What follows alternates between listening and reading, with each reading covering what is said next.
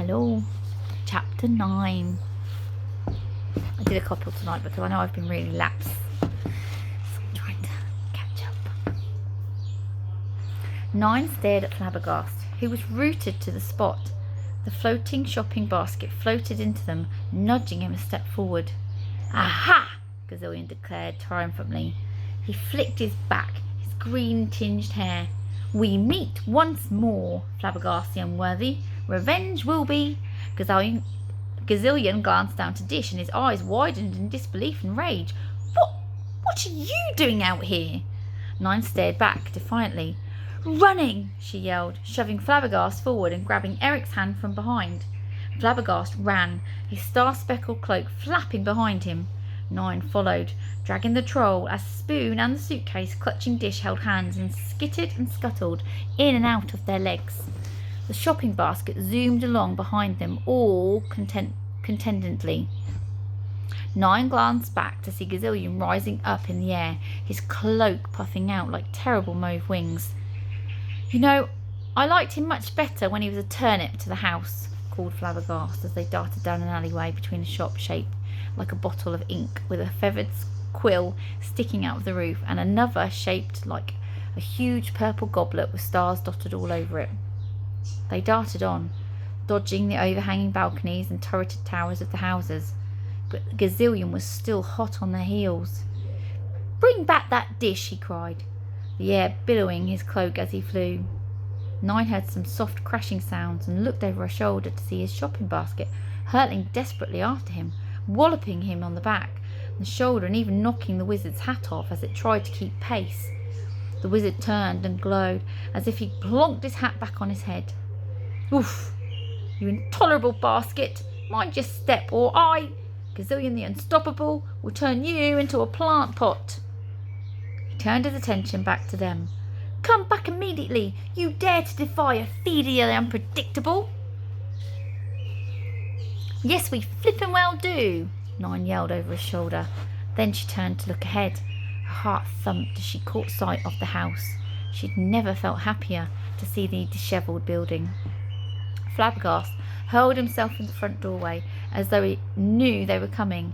It flew open immediately, and he, 9, Eric, Dish, Spoon, and the shopping basket all tumbled inside. Flabbergast slammed the door shut, and everyone threw their backs against it. The shopping basket collapsed to the floor, spilling its contents across the hall.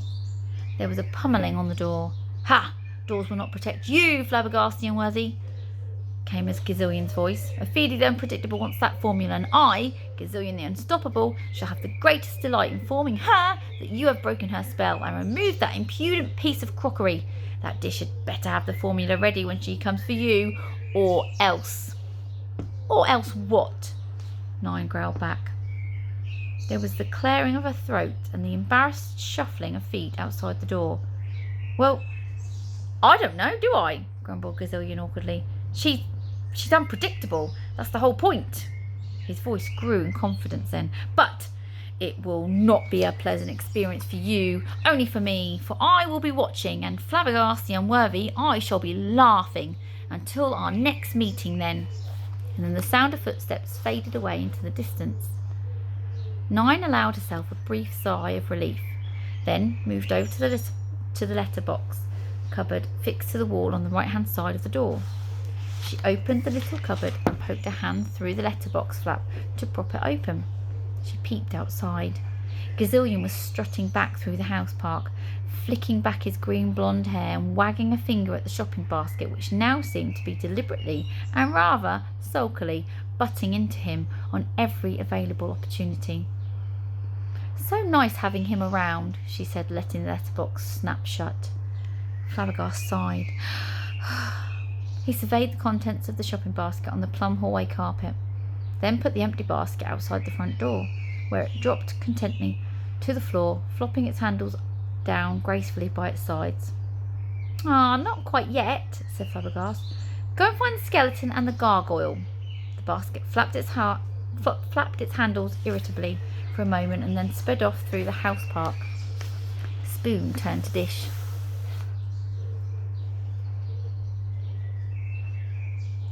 He only mentions you, he said thoughtfully. They still don't know I hold half the formula. Oh no, said Dish. I kept that secret safe. 9 watched as a strange blush appeared at the sides of Dish's face.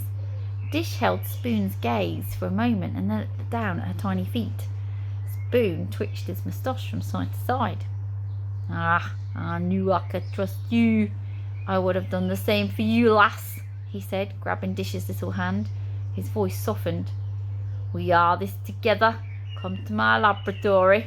We'll try again to make this gold, lass, if it's the last thing we do.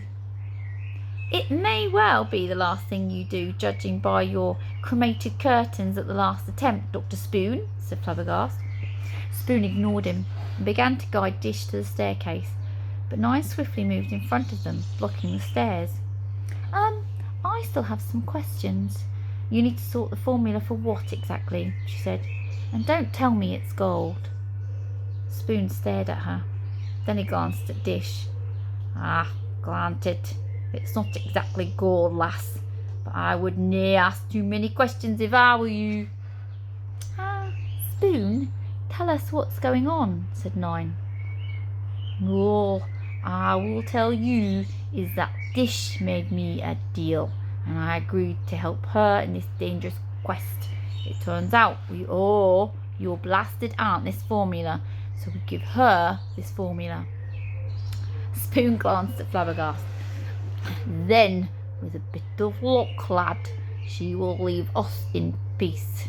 He skidded off to the main staircase, pulling Dish behind. All pieces? Said Flabbergast gloomily. Aren't scary, said Eric. She's the worst aunt in the realms, apart from possibly her younger sister, Aunt Griselda, the unruly, Flabbergast grimaced. In my experience, younger sisters are troublesome at best, deadly at worst. Life is certainly more pleasant without mine, he sighed. If it wasn't for her, I'd still have my magic. Flabbergast the Unworthy, by name and by nature. Flabby tea, said Eric, patting the wizard's arm before lolloping off towards the tea cupboard. 9 turned to Flabbergast. Listen, whatever this not exactly gold is, I don't like the idea of it in the hands of Ophelia. Could we not outrun her somehow? If we did the rest of our shopping quickly and... Tea cupboard, rumbled Eric. Zap! 9 became a skeleton wearing a satchel. Eric was rapidly turning every shade of the rainbow, and Flabbergast transformed into his sister. 9 stared in disbelief as the pretend witch smiled at 9 and wiggled her fingers in a wave. Then she tossed her scarlet hair before morphing back into Flabbergast, who shuddered. Brrr! I can see why Bonehead wanted socks, said 9, rubbing her refleshed arms to warm up. No, madam, we cannot outrun my aunt, said Flabbergast. And even if we could, how long for? She would hunt us down, and she is merciless, madam. There's never been a happy ending for any witch or wizard who has stood in her way. You should have seen her, what she did to my Uncle Mortimer the Unwise. We have no option but to give her what she seeks, I'm afraid. And what is it exactly that she seeks? Why does she want gold that is not exactly gold? I have no idea, madam. 9 felt a million questions whirring around through her brain.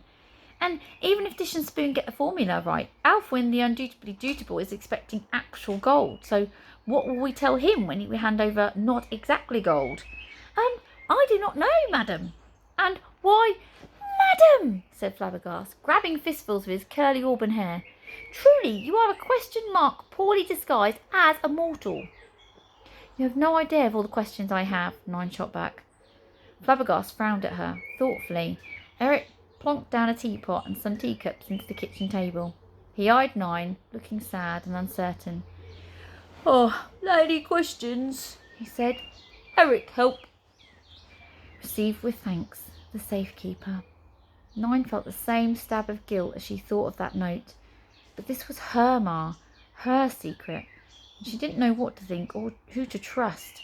Her ma, Flabbergast, Eric? No. 9 said decisively, as much to herself as anyone else. Sorry, Eric. Eric can't help. The troll's tail drooped a little. 9 softened her voice. I just need some space. Flabbergast propelled 9 down the hallway towards the front door. Then the best solution, madam, for all of us is that you take a nice breath of fresh air. As they reached the front door and stepped over the pile of shopping, a soft explosion came from upstairs, knocking the portrait of Ethel, the continually hopping 1719 to 1798, off the wall. 9 and Flabbergast sighed in unison. Go to the secret shop of secrets. Go to the secret shop of secrets. The message earned rumours say there's a new owner. One can only hope they are more efficient than Dracona, the infuriatively blabbermouthed. Why? What did Dracona? Flabbergast opened the front door. Just go and buy a secret. But how on earth can you buy? No more questions, said Flabbergast. I begin to understand how the asking stone felt. He shoved 9 outside the door and slammed the door shut. 9 went to the letterbox mounted to the left of the front door. She prized open the flap and yelled through the slot. Just one more. Where is the shop? There was just the gargled, voice-breaking wail of an exasperated wizard in reply. Fine, I'll find it myself. 9 snapped into the letterbox, and she turned to head towards the town. Ooh, you're in trouble, giggled a voice in her satchel. Shh, said 9, giving the satchel a rough pat as she headed through the house park. Remember, they don't know about you, and you don't exist. She stepped back out into the cobbled street, still bustling with witches and wizards, and of all ages and sizes, of all ages, shapes and sizes. A witch floated in the air, carrying a tray around her neck, bearing steaming goblets.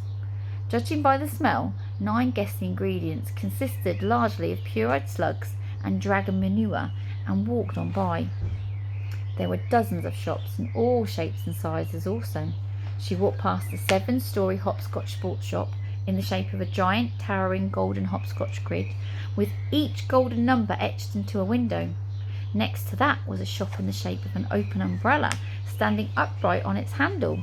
The whole building twirled around slowly on the spot, with witches and wizards queuing to jump in through the door and the handle when it next came around. Then there was a plant shop in the shape of a flower pot, which sprouted brightly coloured flowers and puffed out a sweet, tempting perfume as she went by. But despite all the many wonderful and curious buildings, there was no sign of the secret shop.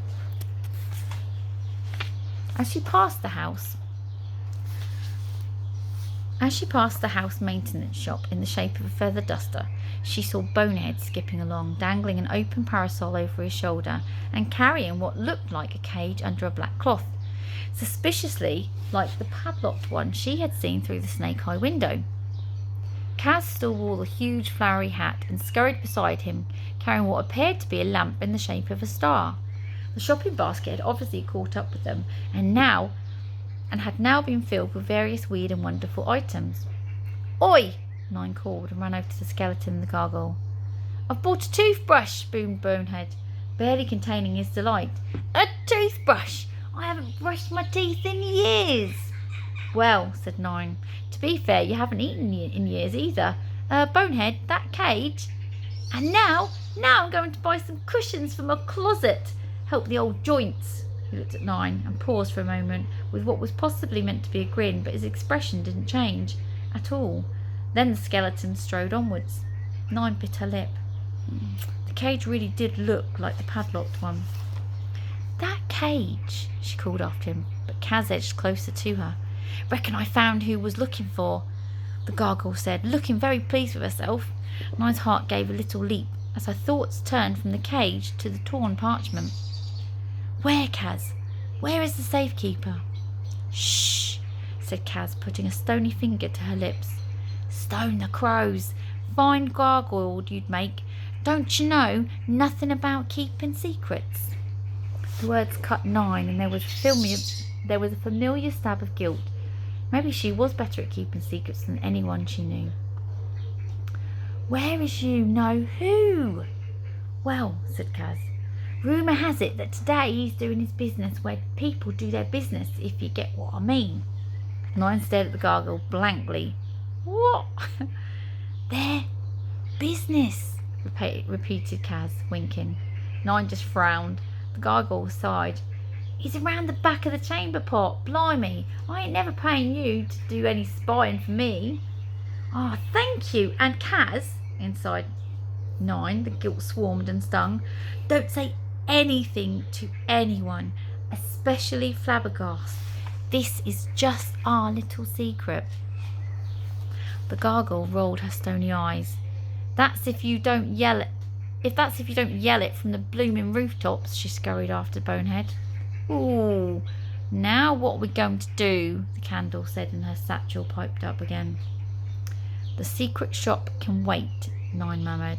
I've got a secret of my own to sort out first. And that takes us to chapter 10.